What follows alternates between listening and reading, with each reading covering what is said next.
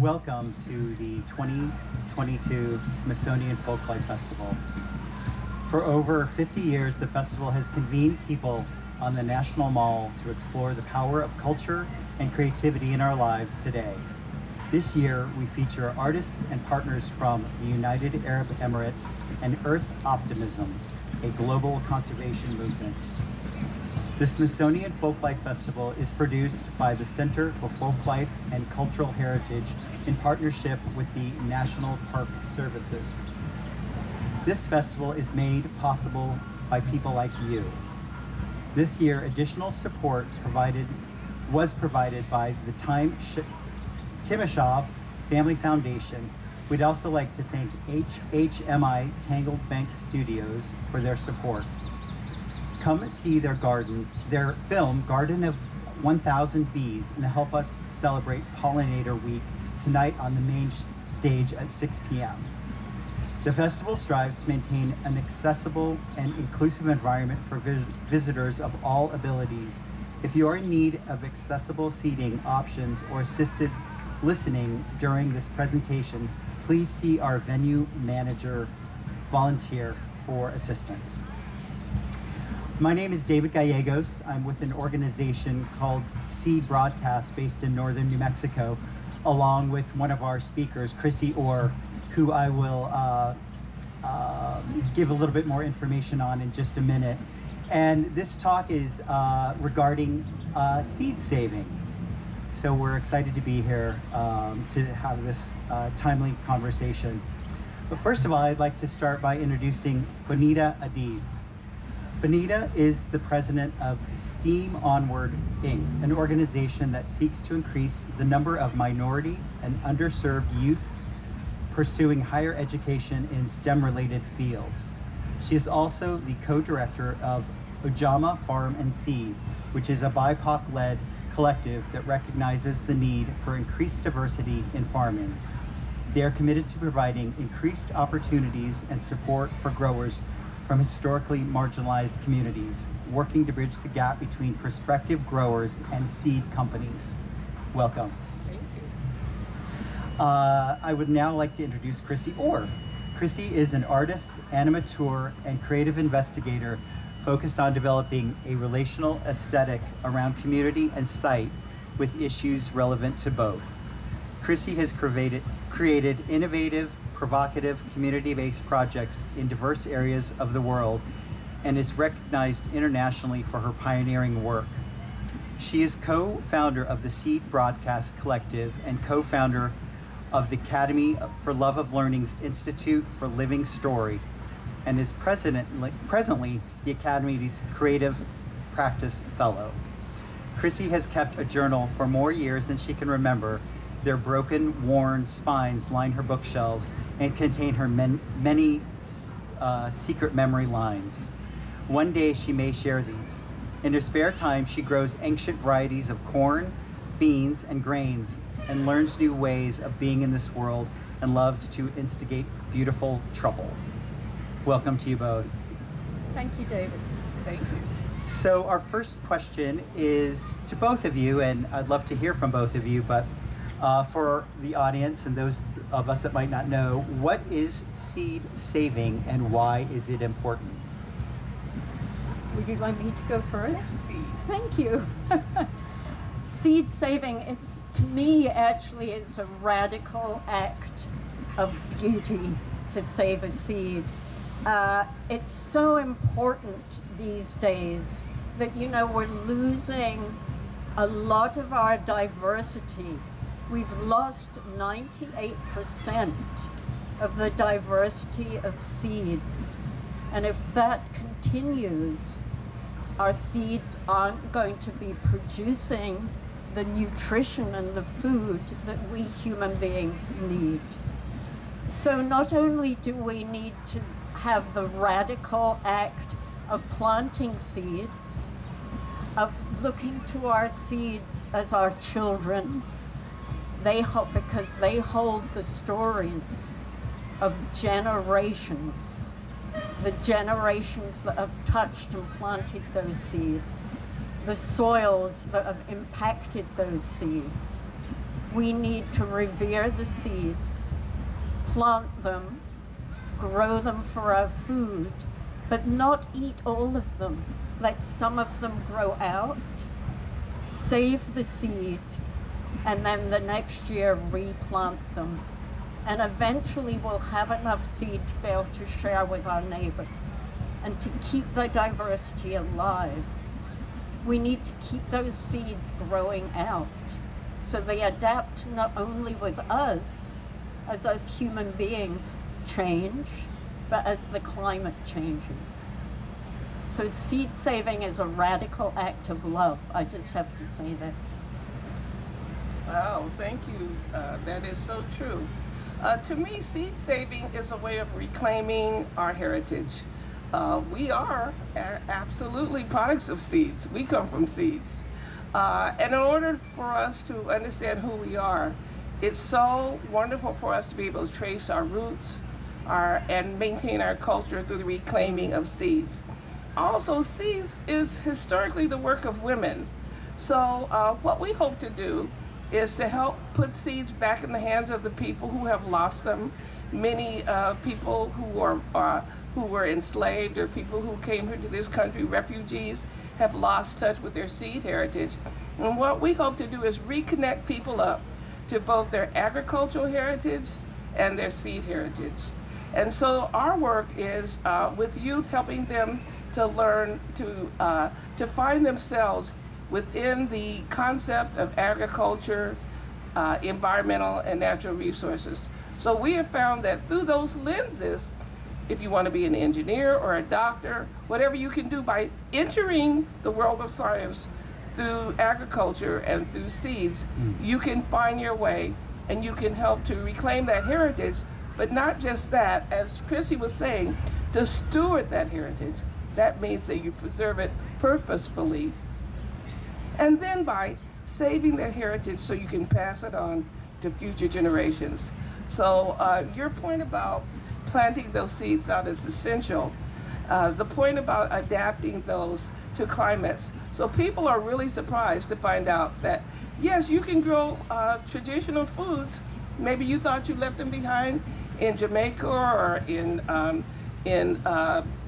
Ukraine. You can grow those foods here in this climate, because the work we're doing is through adaptation by planting them out and learning some basic citizen science strategies that our ancestors knew that we need to reclaim. And it's not rocket science. We can do this. Right. No, thank you for bringing up this idea of culture and how important it is, that connection of culture and seeds. And actually, Seed Broadcast, our little tagline is, if anyone asks what Seed Broadcast does, we say that we're reanimating the culture that's got lost in agriculture. So, I love that. That's so cool. You know, that our cultural connection as human beings is so important to that seed, and that seed of our ancestors. Right. And in the process of us becoming more and more urbanized, for some of us, we literally escape by night to get away from agriculture, to leave the conditions of our ancestors. Many people as refugees went across water, they went across oceans or sand to escape, to get safety. So for whatever reason you left your homeland, it's still with you. It's in you, it defines you. You probably still look like the people of your homeland. And so why not preserve that heritage in a way that brings the beauty and the most positive aspect of your culture with you? And that is the yummy food, the yummy meals that you can prepare, that you can use for a ceremony when your child comes of age, for birthdays, for Christmas, and for African Americans, that that New Year's dinner says it all, the collard greens and black-eyed peas. We may not have anything else, but we know that we held on to that heritage, and through that, we can learn about the power of African seeds that came to the United States and helped to form what is the Southern cuisine, the backbone of it. Also, I gotta tell you that we must do more than talk about just those three sisters, because there's a lot more of those sisters than three of them. I'm really happy that people are beginning to know about corn, beans, and squash. But guess what? Pepper, all of it comes from the Americas. Tomatoes, you know, the beautiful things that, potatoes, all of them are gifts from the Americas, from the Columbian Exchange. So as we learn more, it gives us respect for the knowledge that people have, but it also connects us to some really jamming, delicious yumminess that is a delight for all of us, and that's eating good food. I'm getting hungry. Thank you both so much. Chrissie, you do a lot of work with art and storytelling. Can you talk about the connections between people, seeds, and storytelling? Yes, for me it's so important not only to save the seed, but to save the story that goes along with the seed. And it's not only just the genetic, scientific story of the seed, but the connection through the generations that maybe we have, like Bonnetta is talking about. You know, this connection, the cultural connection that we have to a black-eyed pea, or for me, it's oats. You know, being Scottish, my ancestral seed are oats. I have many stories that I could tell around oats. David, you have an ancestral seed. What's yours? It would probably be pinto beans. Pinto beans, Yeah. yes. So we all probably have a story that we can connect to. And one time, I'd love to tell you a little story. Seed Broadcast has created a lot of seed swaps around northern New Mexico, where we go into rural areas, work with the local community, and create an event where people bring seeds and swap them out, and also tell the story around that seed as we're doing it. So one of the first times we were up in a really small rural area called Anton Chico, and they have been growing out for generations. Families have been growing out this very special corn called concha corn, and we actually have some of that up at our booth. And during this seed swap, an elderly gentleman stood up, and he held that corn in his hand, and he held it up like this. And he said, if we lose this corn, we lose our culture. And that hit me so hard, you know, that in fact, it was one of the first events that we did at Seed Broadcast. And I went, I have to carry on doing this work around this connection of seed and story. And you know, when we share stories, all of us have a cultural connection to storytelling. It might go way, way, way back, but we all have that connection where we sat around and shared stories with one another, and the actual connection we can have to one another as human beings, cross-culturally. So that diversity, the diversity of the seeds, the diversity of us human beings, sharing together, the relationship building, how we begin to understand that that diversity is what is key. So. Thank you. Wow. Bonnetta, you do a lot of work seeking to increase the number of minority and underserved youth pursuing higher education in STEM-related fields. Can you talk about the importance of increasing opportunities and support for growers from historically marginalized communities? I think I can. That's really important to us. What happened was that we had an opportunity. When I say we, I mean my youth club. I had a club called Young Researchers Community Project, and we had an opportunity to try to start a youth-led entrepreneurship project. And so the question was, well, what can we do? And so we had been giving selling starts, selling native trees, fruit and nuts. We decided to add free seeds to that, to add seeds to our sale. We came up with about 6 varieties of seeds that we wanted to sell. So the youth worked all year to develop a business plan. And just as they were ready to launch their little enterprise, COVID came and shut them down.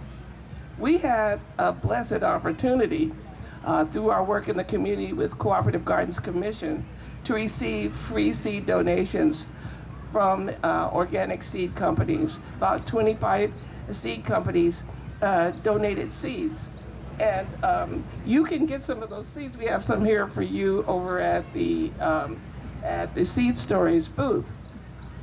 However, we realized as the seed donations came in, people were asking for seeds that were not donated as free seeds. Those were things that if you've ever talked to a Jamaican family, you probably can't get too far away from callaloo. They want to know, you got callaloo? You know, what is callaloo? So we began to try to dissect what were the things that needed to be available in that pot so that people could make their traditional food. So for me, that would be, you know, gumbo. For some other family, that might be mustard greens, it could be collard greens, whatever it is. You know, we began to ask, what's in that pot? And that's what we would like to grow out. That is what's culturally important. So we sent the kids home, and they needed to interview grandmother. And so we got the stories that came back from grandmother about what meals were culturally important. But grandmother didn't necessarily know everything that needed to be grown. And so we began to do workshops asking grandmothers, what did your grandmother have in her garden? And that's how we discovered what was culturally important.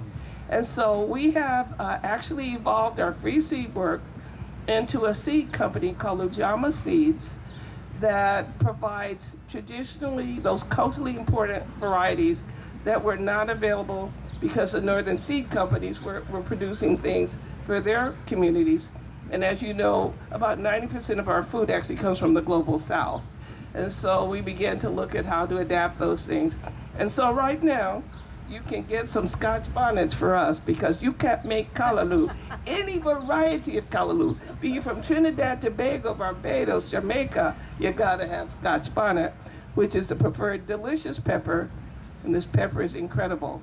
So these are the kinds of things that we eventually did, evolved, and those collections we used to have our growers. So our growers grow out those things, and then we offer them for sale as a way to incentivize people to go back and start growing traditional food, which some of them were doing, but not the biodiversity that we found. For instance, in okra, we found that there were over 200 varieties of okra available. Many of them came, you know, all okra comes from Africa. So we now have 85 varieties of okra that we have made available to the community. And people don't necessarily know what to do with okra, so it's like gumbo. Well, everybody, okay, now I get it. Everybody knows that, but we want to extend that, expand the knowledge about traditional foods. And we want to help everybody find their foods within the collection, no matter where you come from. There's kale, we got kale, you know, you got broccoli, whatever you need. We want to make sure that you are able to find your roots and honor your ancestors, honor the elders in your family by showing that you respect what they know and the gift that they have to give. They may be elderly, like me, but they definitely still have something to share and something to give, and a place for intergenerational conversation.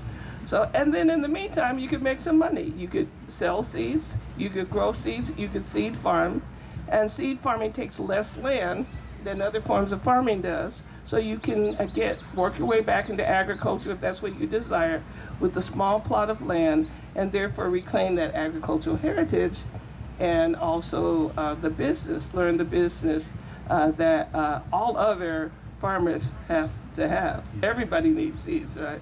So the requirement is just a skill that somehow we lost along the way of, I guess, moving into the cities or industrializing, and we're reclaiming that. Fantastic. That's beautiful. I love the component of the intergenerational dialogue. I think that's really beautiful. I'm still stuck on the 200 kinds of okra. Yeah, we are currently selling 85. We have what we call the Ultra Cross okra that has 85 mothers. And what you do is you grow this out, and from growing this out, you can see all the characteristics that come from this beautiful stalk. So, you know, some okra is pink, some is green, some has long pods, short pods. Some okra can be used for making paper, and okra can be used for fiber. The fiber is very, very useful. The flour is delicious and you can use very much like the squash flower, can be fried. And they're beautiful, you know, they're like like related to hibiscus. So you have this beautiful array of flowers. So all the things we hope to re-educate our community about what families used to know how to do is with selective breed for the characteristics you're looking for. Right, very important. I have a follow-up question. What can we as community members do, either here locally or if we go back to our communities, do to support growers from historically marginalized communities? I think the most important thing is to look for growers in your community that are offering products, and then encourage people to grow things that are more diverse. We have a collard, something called the Ultra Cross collard, that has 21 varieties of collard. So if you grow out that collard, you'll find things that can take more heat. You know, collards like the cooler weather. Maybe things that are pest resistant. Or I found what I really, really am excited about, which is a pink collard. Now for some of y'all that may not get you excited, but we found actually purple polka dot collard among the varieties that we grow out. So who can't get excited about colored collards, right? So not only they taste good, but they're beautiful. And the plants and the diversity you have within that. So we want people to be walking to grocery stores saying, you know, well, can I have a little Hobbs, or can I have your R.L. Alexanders? In the same way that people are asking for biodiversity in tomatoes, we want people to begin to understand that there's so much to offer, and we don't want to lose all these varieties. Most of them are named after the growers who held those seeds, the families in North Carolina, South Carolina that held those seeds. But we can do this with all the seeds. We can find seeds from your culture and name it. For instance, there is a pepper from Hawaii that the Hawaiian Japanese have held onto that has a salty flavor. Right. Now, who can imagine this? It's a Maui pepper. So who knows what we can find in our journey toward looking for diversity and actually getting involved and shopping for biodiversity, looking for companies that offer that, but also looking for growers that will bring that to your local farmers market, and then hopefully soon you can ask for those things in your grocery store. I mean, why can't Safeway offer you more biodiversity? Why is there only one okra? Please, Clemson Spineless is lovely, but there's another 199 that we know about. So why not begin, as we know more, as we become more educated consumers, the goal is that by demand, you know, we live in a market economy, demand is what drives access. Right. No, it's the same with corn. You know, when you go into the supermarket, there's usually one type of corn, which is quite often, I hate to say it, but GMO sweet corn, because it's easy to grow. But there's many, many incredible varieties of corn that are extraordinary, and we've kind of lost that connection to it.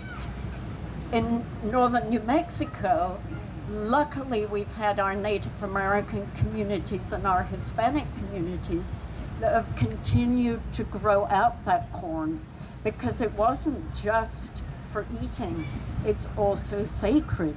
It's a spiritual plant. So they've been saved, thank goodness. And all the different things you can utilize that corn for. The husk, the kernels, you can make flour, you make atole, all the cultural foods that we would have lost if they hadn't continued to be growing out. So, but do you ever see them in the market? Sometimes you'll see what's called Indian corn, but they're in the decorative section. They're not in the food section. So Well, we Chrissie need to and be David aware. gave me some blue corn flour. Talk about that. That's such a cool product. Yes, Rick, who is sitting in the audience here, and I grow out blue corn, and it's traditional from New Mexico. The Hopi, Taos Pueblos always grew it out, and a lot of it is adapted to what's called dry land farming. So this corn was planted at a specific time of year, depending on where the pueblo was. In Acoma, they say that it was when the snow melted from the top of Mount Taylor.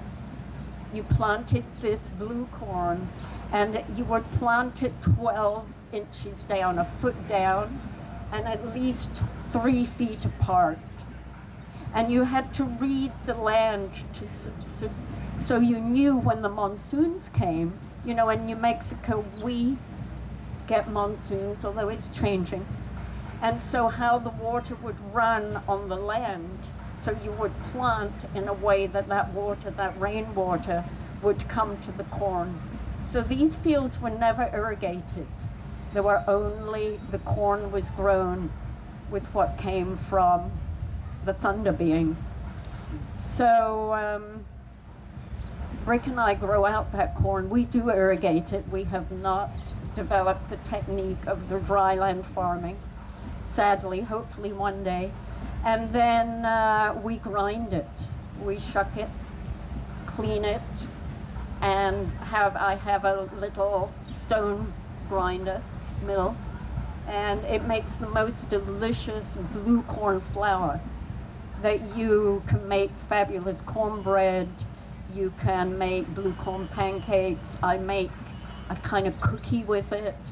And David, you talk about atoli because it's your kind of ancestral. It was kind of what we had for breakfast every morning, which was just blue corn with some water mixed in and butter and something sweet, and it was like a kind of like grits, but it was very traditional breakfast in northern New Mexico. So yeah, blue corn is very special, and it does make amazing pancakes. Another thing that we have been blessed to do, and that is, I mentioned rematriation, is get those seeds back to our Native American communities.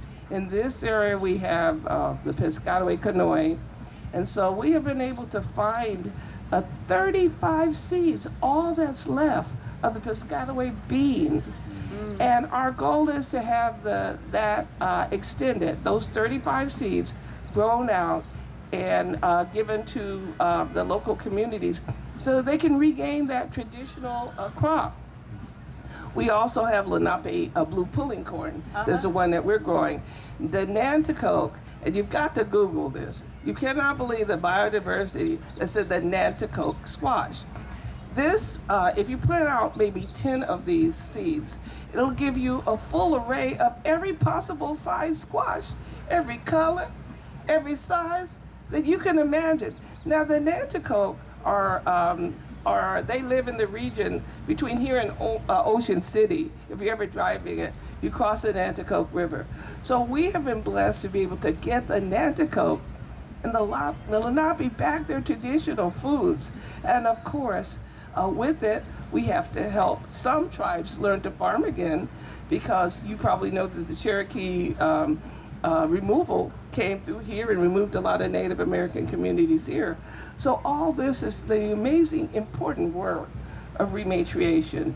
And it's something that we need all of y'all to help, because they were run out of this place, and we need to help them reclaim their heritage through food and the skills and the pride that came with all these things that they could share with the colonists that weren't always so grateful. But the world is, because the world is living on maize and potatoes right to this day.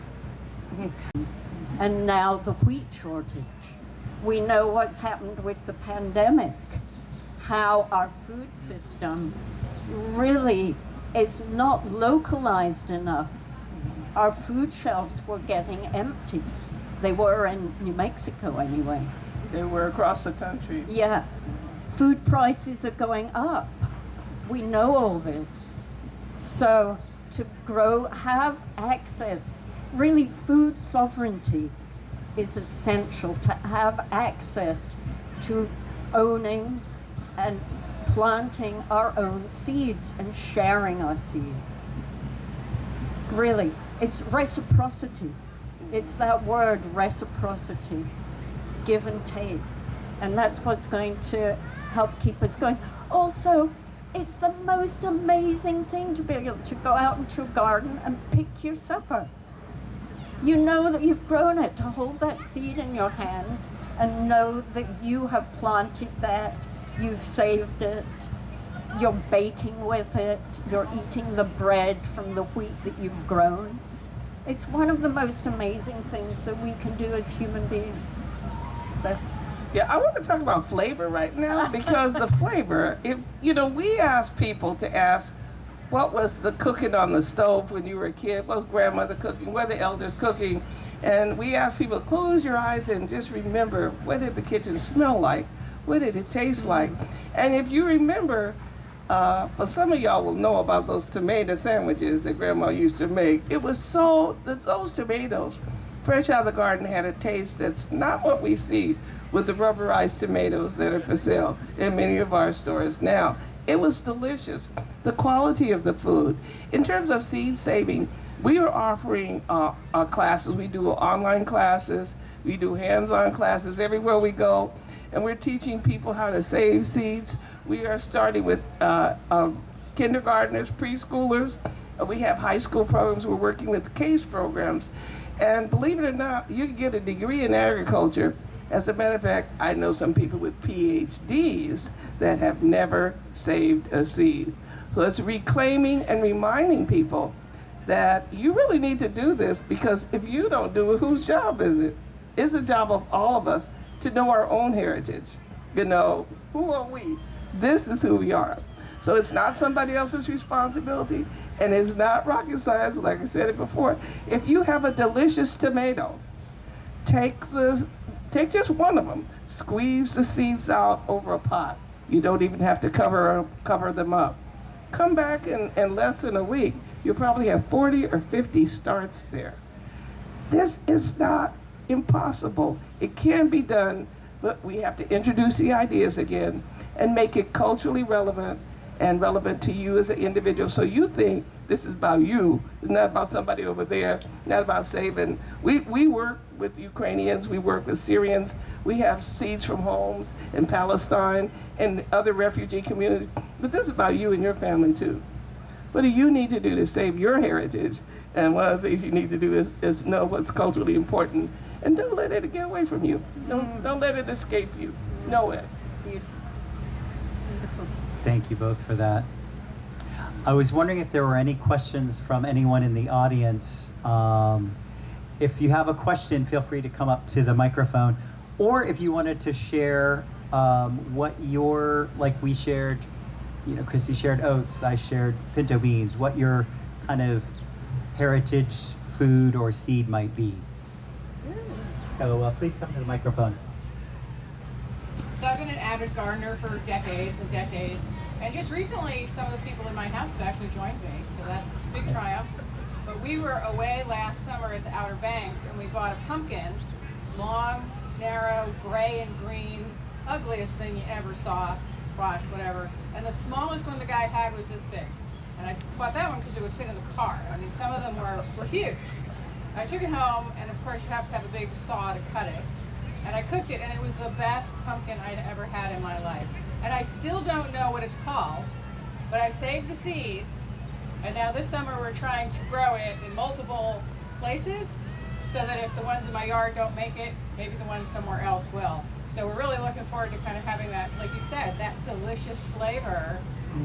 People, they don't know you can eat those little tiny patty pan decorative. It's so pretty. Oh, I thought those were just for decoration.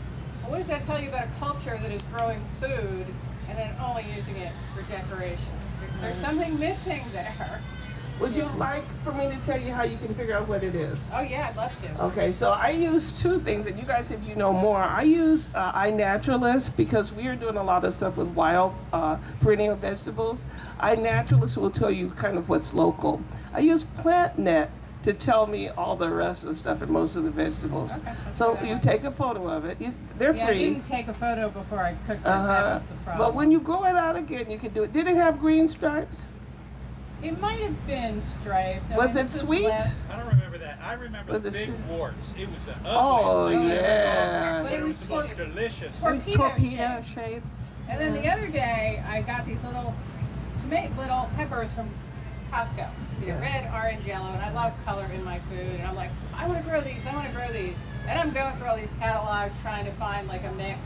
And I'm standing there literally scraping the seeds out of the pepper saying, damn, I wish I could find some seeds. Oh, yeah. Right on, you found some seeds. So, Can I say that a lot of the seeds that are from weird vegetables, like the one she just mentioned, probably haven't been genetically modified. All of our corn, all of our wheat. it tastes too good to be other than natural. Well, let me give you what I think is a little advice. Go ahead and grow that out. You need to grow it out the second generation to know if it's been messed around with. If it looks like grandma after 2 generations, then it's That's probably good. an heirloom variety. And there are plenty of people. If you post it in Facebook, there's all these amazing groups. There's squash groups. There's ugly squash groups. I'm gonna look for those. And you Thank can and you can identify it. Thank you and good luck. I hope it grows out. Another question? I love all of your comments about how to encourage the cultural change into the future along with saving the seeds. And it seems like it's related to the cycle of life and that we all need a cycle that's sustainable rather than just this uncontrolled growth that seems like everybody keeps pushing toward. So that's one aside. But related to it is in my neighborhood, I'm responsible for fighting invasive plants, which are exactly uncontrolled growth. We have porcelain berry that's just taking over big swaths of our land and growing on top of trees and killing the trees by shading them out if we don't work on it. Eat it. But that's what I was wondering about. It's the wine. Okay, do you either know ways that you can eat something like porcelain berry, and do you have any opinions about invasive plants in general? Oh, I got lots, so let her go first. I don't know porcelain berry. I have Oh, to it's a say beautiful that. wild Is it- thing that grows everywhere here. Yeah, no, we have, I always call myself an invasive species because I'm from Scotland, but I try not to overtake, So there are, I really believe in allowing some wildness to remain, that we can't, as human beings, keep cultivating and not allow that diversity. Right. And some things that are called weeds are actually really medicinal and are helpful. So it's again that diversity. But there is a point where the balance gets tipped. Yeah. And I think we just have to be aware of when that balance gets tipped and not to take too much of it away, but not let it take over. So that's my recommendation in some ways. We in New Mexico have the Siberian elm that has the most incredible way of seeding itself and growing in the driest of conditions. And people really try to exterminate this Siberian elm. But if we did that in certain areas, there wouldn't be any trees, or there'd be very few trees. And as we know, trees, help to bring the moisture. So it's that give and take again. It's the reciprocity. How do we really learn about these so-called invasive species and be aware of them, but keep the balance? And my basic philosophy is eat it, okay? So for instance, kudzu is so useful, every aspect of it. We should be eating kudzu every day. The same thing for animals. If you look at like the invasive, the catfish, the blue catfish, there's 2 here in the Potomac, they're invasive. Eat them, okay? That's one way to deal with it. The second way is much more philosophical, and that's the idea of who is it that decided what belonged here and what didn't. Yeah. Who named the phrase invasive? Was it the same people who Native Americans might have conceived of as colonists and imperialists that came up with a framework for that? There's a great botanical scholar by the name of Bonnetta who challenges the whole way in which we classify things. Now you can go into a historical garden and see all these beautiful flowers from all over the world, and they're cool, we like them. But let a vegetable be like that, or even something like milkweed or thistle or a singing nettle. You know, we don't know what it is, so we just want to use Roundup on it. Right. So I say, first of all, we need to know a lot more. And the whole idea of invasives makes me very, very excitable. So let me just say, let's be careful how we use that phrase, and let's look in the mirror and think about who might see us as invasive. Right. And the people that used to live on this continent that occupied it would consider us to be as dangerous as the porcelain fairy. Okay. I hear you. On that note, we are out of time, so thank you so much for your questions. And any final thoughts from Chrissie and Bonnetta as we wrap up?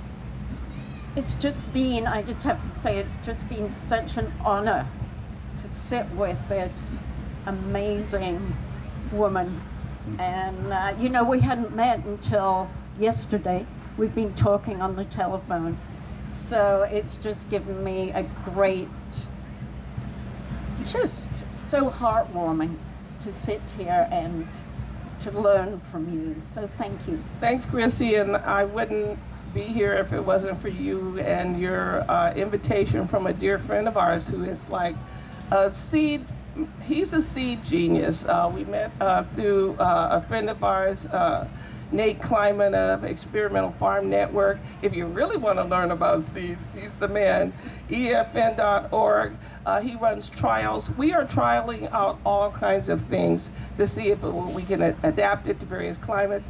If that's something that you left back in China that you really want to have here, well, we probably want it too. You know, so how do we adapt that to climates? We're looking at things like gandules. They'll call it pigeon peas or